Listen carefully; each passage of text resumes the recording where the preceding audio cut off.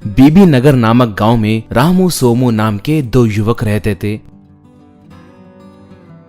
वो दोनों मजदूरी का काम करते हुए जीते थे। दोनों बहुत भले लोग थे। जरूरतमंद लोगों की मदद करते हुए गांव में अच्छा नाम कमाए।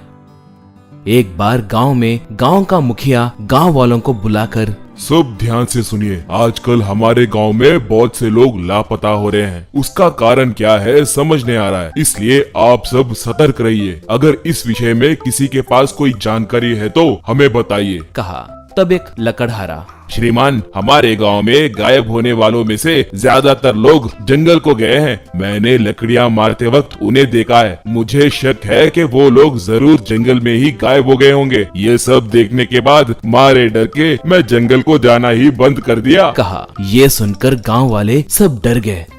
रामू सोमू सोच में पड़ गए। बाद में रामू सोमू से, हमारे गांव वाले कहाँ गायब हो रहे हैं, ये बात पता नहीं किए तो कैसे? हम जंगल जाकर वहाँ का राज क्या है पता लगाएं क्या? कहा।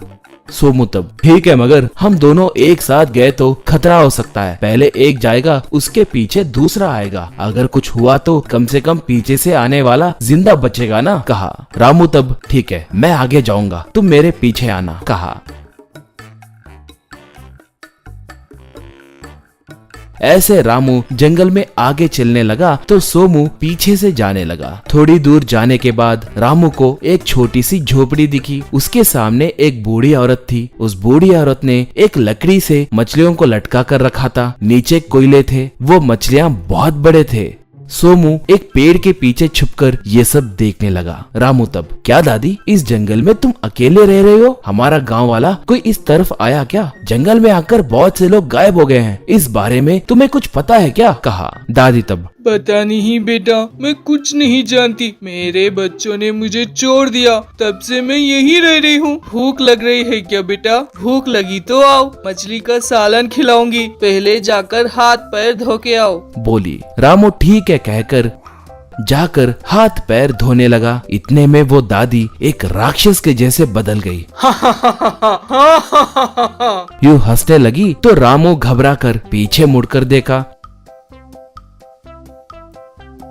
बस उस राक्षस ने हाथ घुमाया और रामू एक मछली के जैसे बदल गया।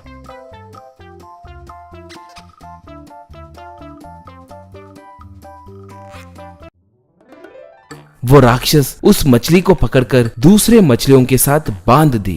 तुम्हारे गांव वालों को मैंने ऐसे मछलियों के जैसे बदल दिया है। तुम्हें मिला के सबको एक साथ खाऊंगी। कहकर उन कोयलों को जलाई। उस आंच में मछलियां जलने लगे। वो देखकर सोमू दंग हो गया। कुछ भी करके उन्हें बचाना है कहकर सोचा।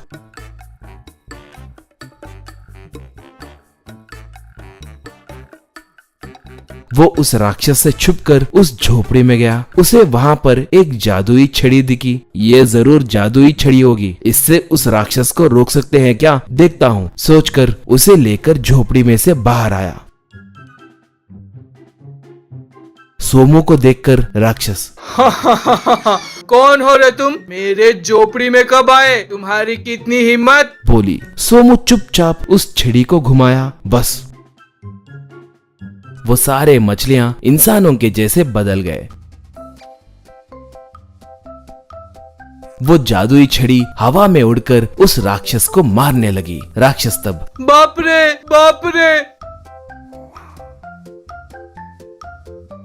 कहकर पुकारते हुए भागने लगी तो वो छड़ी उसे मारते हुए उसके पीछे पड़ने लगी।